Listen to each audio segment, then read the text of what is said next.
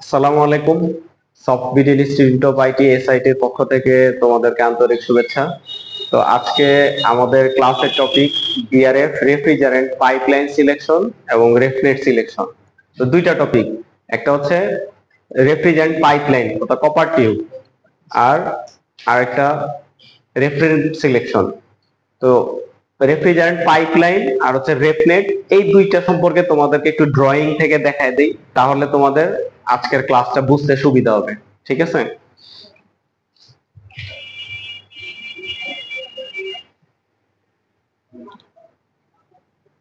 ড্রয়িংটা কি দেখা যাচ্ছে? আচ্ছা, দেখো আমার কার্সর যেটা মুভ করতেছে, এইটা হচ্ছে আউটডোর ইউনিট। ওকে, 16 টনের একটা আউটডোর ইউনিট। তো এইখান থেকে রেফ্রিজারেন্ট পাইপলাইন, আচ্ছা সবসময় রেফ্রিজারেন্ট পাইপলাইন দুইটা থাকবে, একটা সাকশন আর একটা ডিসচার্জ। এখানে আমি একটা দেখাইছি, বাট এটা আমাদের মনে রাখতে হবে সবসময় দুইটা। ওকে, তো এই যে এখানে দেখো এটা হচ্ছে রেফনেট। এখানে রেফনেট আমি ড্রয়িং এ একটা দেখিয়েছি, কিন্তু রেফনেট এখানে দুটো আছে। আচ্ছা, তো এটা হচ্ছে রেফনেট। তারপরে এই এই যে এটা মার্ক করা এটা দেখতেছো, এটাও রেফনেট। তো এই যে এই রেফনেট থেকে এই রেফনেটের মধ্যবর্তী দেখা একটা পাইপলাইন আছে সবুজ রঙের, এটা হচ্ছে রেফ্রিজারেন্ট পাইপলাইন। তো এই পাইপলাইন গুলা আমরা কপার টিউব দিয়ে ইনস্টল করে থাকি। তো কপার টিউবের বিভিন্ন ধরনের সাইজ আছে, তাই না? 6, 8, 9, 12, 15। তো এই সাইজ গুলো আমরা কখন কোন সাইজের কপার টিউব ব্যবহার করব, এটাই হচ্ছে রেফ্রিজারেন্ট পাইপলাইন সিলেকশন। এবার হচ্ছে রেফনেট সিলেকশন। তো একটা রেফনেটের বিভিন্ন দুই ধরনের রেফনেট আছে আমাদের রেফ্রিজারেন্ট পাইপলাইন, একটা গ্যাসিয়াস মডেল, গ্যাসিয়াস, আর একটা লিকুইড। লিকুইডটা ইনডোর ইউনিটের দিকে যায়, আউটডোর থেকে ইনডোরের দিকে লিকুইড রেফ্রিজারেন্ট যায়, আর ইনডোর ইউনিট থেকে গ্যাসেস রেফ্রিজারেন্ট আবার আউটডোর ইউনিটে ব্যাক করে। তো দুই ধরনের রেফনেট আমরা শিখবো। এই যে এটা দেখতেছো, এটা হচ্ছে ইনডোর ইউনিট। তো এখন কেউ কি বলতে পারবা এটা কোন ধরনের ইনডোর ইউনিট? ইনডোর ইউনিটের টাইপ কি? ক্যাসেট। ওকে, এটাও একটা ইনডোর ইউনিট। এটা কি টাইপ বলতে পারবা কেউ? আচ্ছা, ওয়াল মাউন্টেড। ওকে, ফাইন। তো এটাও ইনডোর ইউনিট, এটা ইনডোর ইউনিট, এটাও ইনডোর ইউনিট, এটাও ইনডোর ইউনিট। আজকে তাহলে বুঝতে পারছো যে আমাদের যে টপিকটা ছিল, টপিকে প্রথমটা ছিল রেফ্রিজারেন্ট পাইপলাইন। নোট করো সবাই।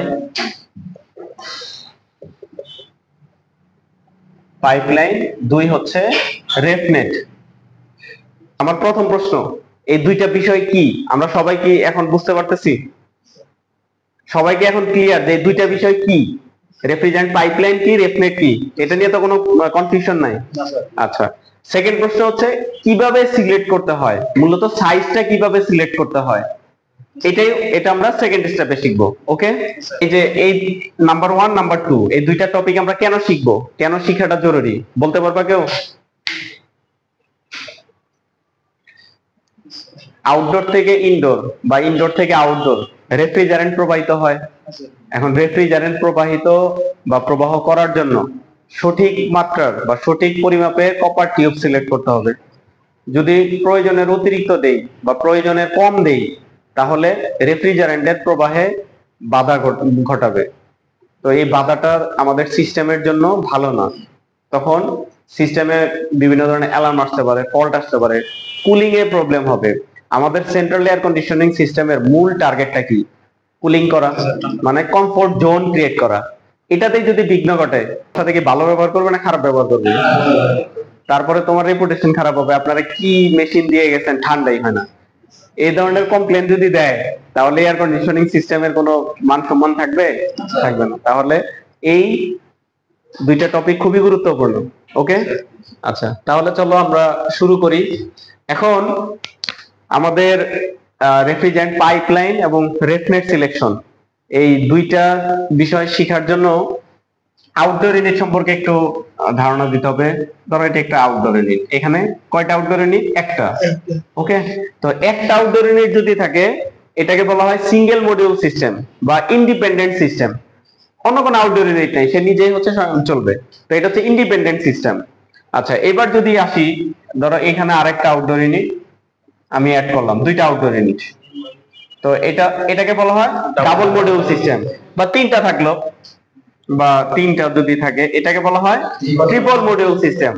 তো এই ধরনের মডিউল সিস্টেম এটাকে বলি আমরা মডুলার সিস্টেম। তো এই যে দুইটা প্যারামিটার আমরা চার্ট থেকে নির্ণয় করা শিখবো। তো চার্ট দুই ধরনের চার্ট আছে। তো একটা হচ্ছে ইন্ডিপেন্ডেন্ট সিস্টেমের জন্য, আরেকটা মডুলার সিস্টেমের জন্য। ওকে, তো মডুলার সিস্টেমের জন্য এক ধরনের, আর ইন্ডিপেন্ডেন্ট সিস্টেমের জন্য এক ধরনের চার্ট। আচ্ছা, এই চার্ট মুখস্থ করার প্রয়োজন নাই, কারণ এই চার্ট যে কোনো এইচব্যাক ডিজাইনের কাছে থাকে। তো তোমরা যেহেতু এইচব্যাক ডিজাইন শিখতেছো, একদিন এইচব্যাক ডিজাইনার হিসাবে জব করবা, তোমাদের কাছেও থাকবে। এবং এক সময় দেখবে এগুলো হচ্ছে মুখস্থ হয়ে যাবে, যখন ডিজাইন করতে করতে এক্সপার্ট হয়ে যাবা তখন মুখস্থ হয়ে যাবে। ওকে, আচ্ছা। তো এখন চলো আমরা প্রথমে রেফ্রিজারেন্ট পাইপলাইনের বিষয়ে, কপার টিউবের, কারণ অনেক সময় আমরা সাইটে কাজ করি, অনেকে মিলিমিটারে কাজ করে, অনেকে ইঞ্চিতে কাজ করে। তাহলে দুইটা তো একই জায়গায় ইউজ করা যাবে না, তাই না?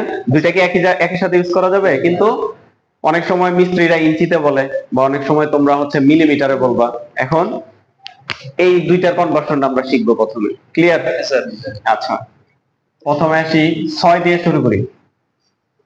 মিলিমিটার, তাই না?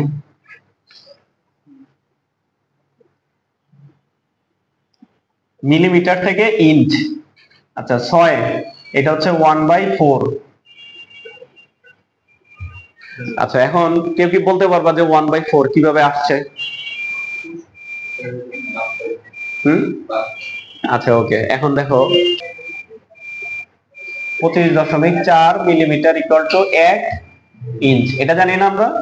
সুতরাং 1 মিলিমিটার ইকুয়াল টু কত? 1/25.4 ইঞ্চ। তাহলে 6 মিলিমিটার ইকুয়াল টু 1/1 ইন্টু 6, 25.4। আচ্ছা, তো এখন যেটা করি আমরা, এটা তো 25.4, কাটাকাটি করা যাবে? সরাসরি করা যাবে না। এখন আমরা এই 25.4 কে আমরা লিখি 24। 24, ঠিক আছে। আচ্ছা, তাহলে এখন কাটাকাটি করা যাবে। এটা হচ্ছে 1, এটা হচ্ছে 4। দেখো 1/4, তো এটাই আমি লিখলাম। ওকে, আচ্ছা, 1/4 ইঞ্চ, এটা ইঞ্চ লিখলাম না। আচ্ছা, এবার আসো 8। 8 কত হবে?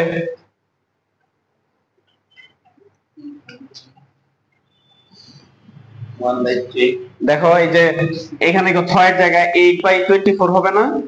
তাহলে এখানে কত হয়? 3। তাহলে 1/3। আচ্ছা, দাও।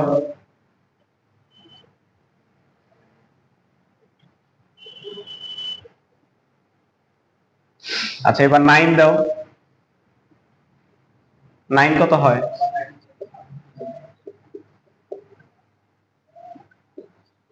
3/8। ওকে, আচ্ছা, এবার আসো 12। হাফ লিখছো? বুঝতে পারতেছো তো এই পর্যন্ত? আচ্ছা,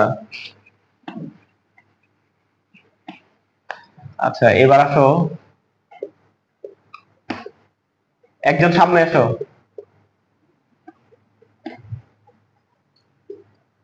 15। একজন আসো, করিম আসো।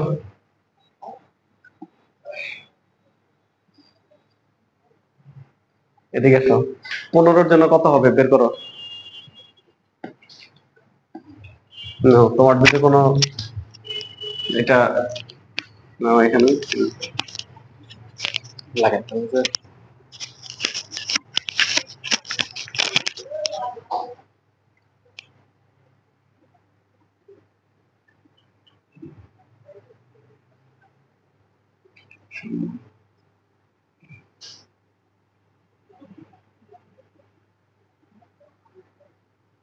এত ডিটেইলস লাগবে না, আমি তো শুধু ক্যালকুলেশন করতে বলছি। হ্যাঁ,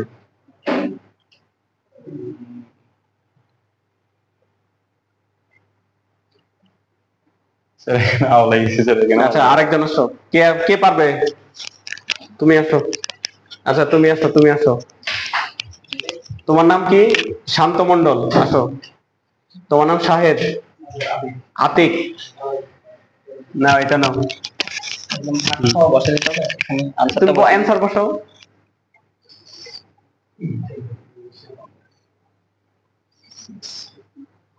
1/6 1/6 এর পক্ষে কে কে আছে? আচ্ছা তুমি আসো, তুমি আসতেছিলে না, তুমি আসো।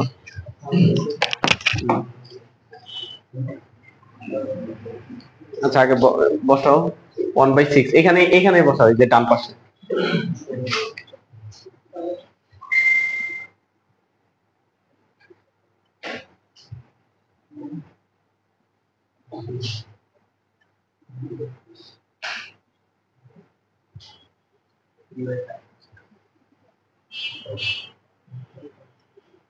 না 25 কে, না 25 কে আমরা 24 লিখবো। হ্যাঁ তাই লিখছি না আমরা, সবগুলাই তো 24 দিয়ে করছে, তাহলে শুধু 24 বসাও, কত হয়? শুধু 24 দাও।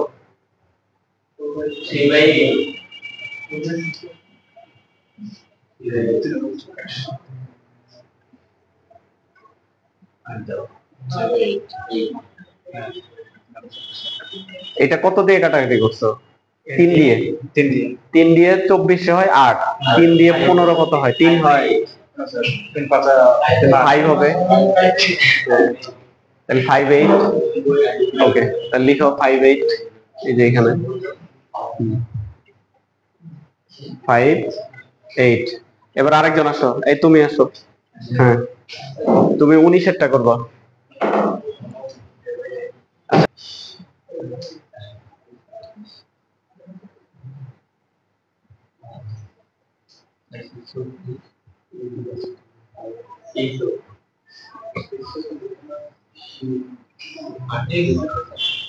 কত?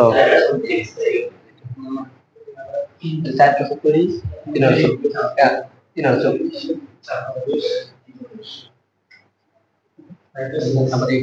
কত হইলো এটা? 5/8। 5/8 8 কেমনে হলো? 324 আর 3 3 20 কি 3 এর মধ্যে যাবে? 4 দিয়ে কাটাকাটি করতেছো, তাহলে 5/6।